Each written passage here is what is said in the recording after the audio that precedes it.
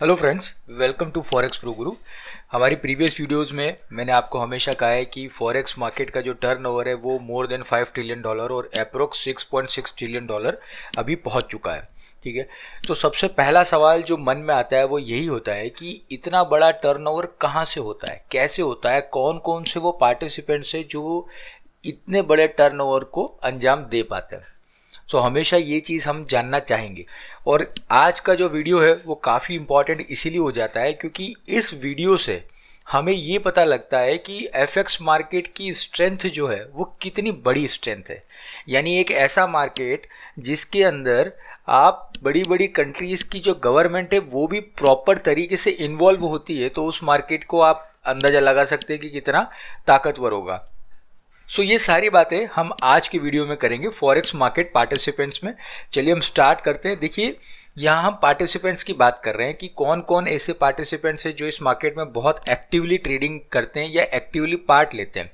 ठीक है, तो हम यहाँ पर ये चीज़ देखेंगे कि कौन कौन से पार्टिसिपेंट्स हैं, प्लस वो पार्टिसिपेंट्स को क्या ज़रूरत है फॉरेक्स मार्केट में, हम उस पर भी चर्चा करेंगे। तो सबसे पहला पार्टिसिपेंट हम देख रहे हैं द सुपर बैंक्स। ठीक है, सुपर बैंक्स इसीलिए कहा जाता है क्योंकि फॉरेक्स मार्केट का सबसे बड़ा पार्टिसिपेंट जो होता है उसे हम बैंक कहते हैं। ठीक है, बैंक दो तरीके से फॉरेक्स में एक्टिव रहता है। पहला, खुद के लिए, मतलब बैंक को भी अपनी जो पेमेंट्स है और डिपॉजिट्स है उनको मैनेज करने के लिए फॉरेक्स मार्केट में काम करना रहता है। प्लस सेकंड जो तरीका है वो अपने क्लाइंट्स के लिए, अपने क्लाइंट्स को सर्विस देने के लिए। कोई भी ऐसी कंपनी जो किसी एक कंट्री से दूसरी कंट्री में अपने ऑपरेशंस को चलाती है, चाहे वो इंपोर्ट या एक्सपोर्ट के थ्रू हो, उस हर कंपनी को सर्विसेज देने का काम बैंक के थ्रू होता है। तो बैंक को भी इस मार्केट में एक्टिवली पार्ट लेना पड़ता है।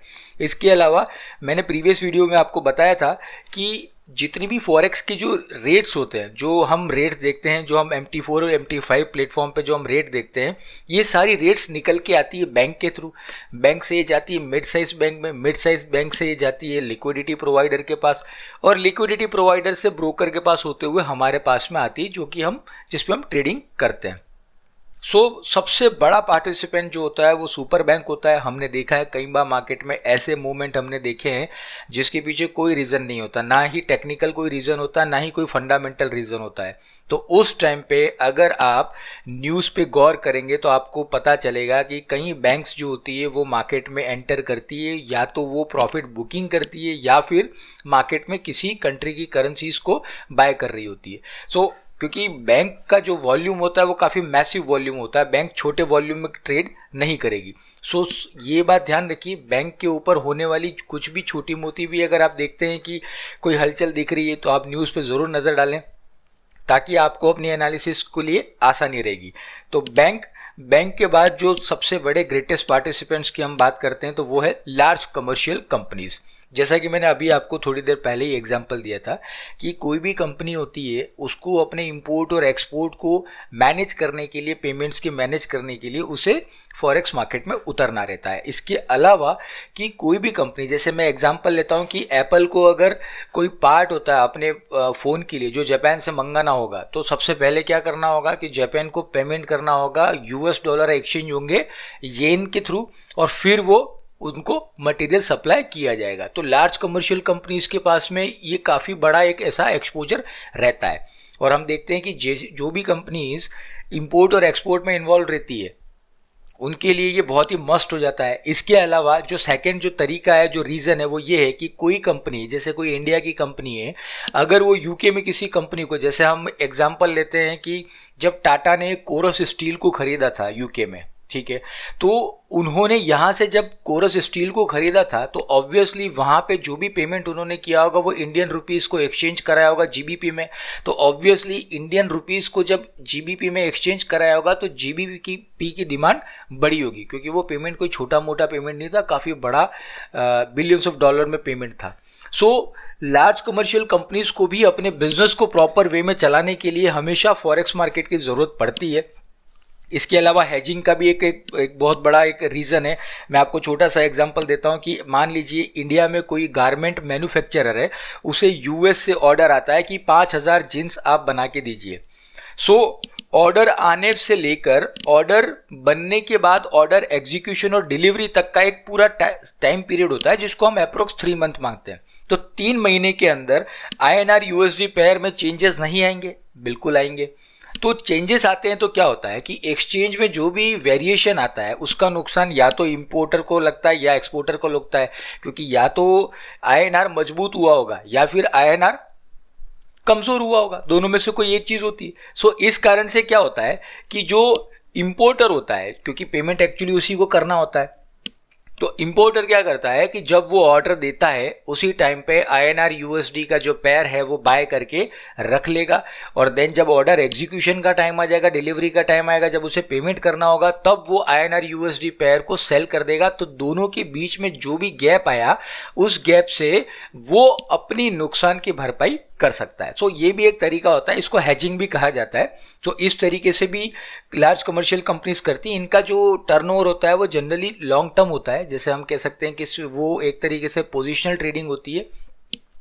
उसके बाद में जो तीसरा और मोस्ट इंपॉर्टेंट पार्टिसिपेंट है बैंक के बाद में, सबसे मोस्ट इंपॉर्टेंट तो सुपर बैंक है, और उसके बाद अगर मैं मानता हूं तो सबसे मोस्ट इंपॉर्टेंट पार्टिसिपेंट है गवर्नमेंट और सेंट्रल बैंक। यहां पर ये चीज ध्यान रखिए, बैंक और सेंट्रल बैंक में फर्क होता है।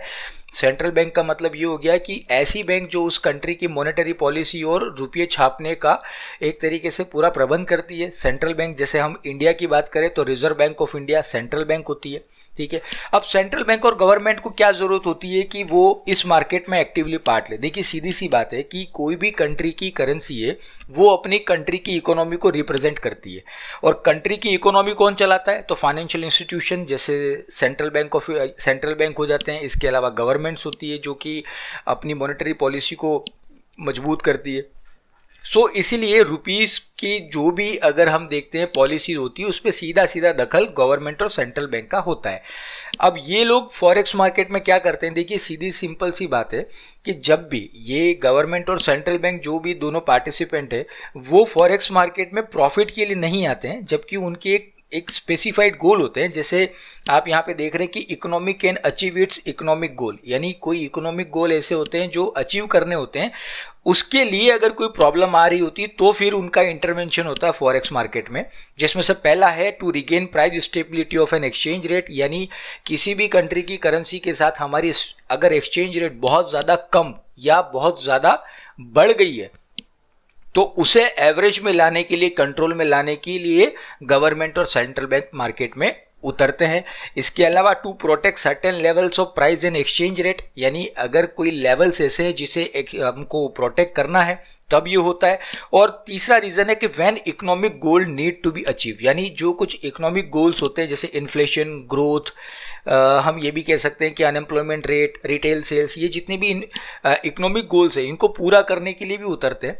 मैं उसका एक छोटा सा आपको एग्जांपल देता हूं तो शायद क्लियर हो जाएगा कि 2013-14 की बात है कि जब इंडिया को पेमेंट करना था ईरान को अपने ऑयल पेमेंट का, जिसके ऊपर वो 6 मंथ का लगभग एक क्रेडिट दिया जाता है। तो 6 महीने हो जाने के बाद में जब इंडिया को टाइम आया ईरान को पेमेंट करने का, उस टाइम पे जो डॉलर और INR की जो वैल्यू थी वो 76 के आसपास थी, जो कि काफ़ी ज़्यादा है। इस कारण से क्या हो रहा था कि हमारा जो ऑयल का बिल है वो काफ़ी एक्सिस था, यानी काफ़ी बड़ा बिल था, क्योंकि ऑब्वियसली कोई हम 1 या 2 बैरल्स में मंगाते नहीं, हम मिलियंस ऑफ बैरल्स में इसको इंपोर्ट करते हैं।